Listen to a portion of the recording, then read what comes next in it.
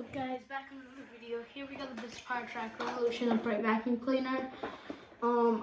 Quick review. I'm just gonna be vacuuming this bedroom right here with my powertrack Revolution. As you guys can see, it's missing one of these slidey things right here. I paid 30 bucks on Facebook for it. But yes, here we go.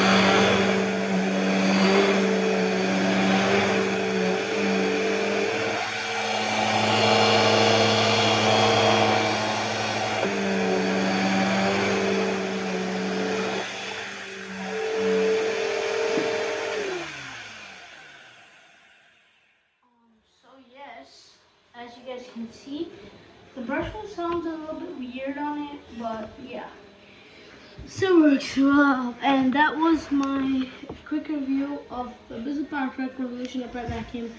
Make sure you subscribe and click that like button, and I'll see you guys in the next one. Peace.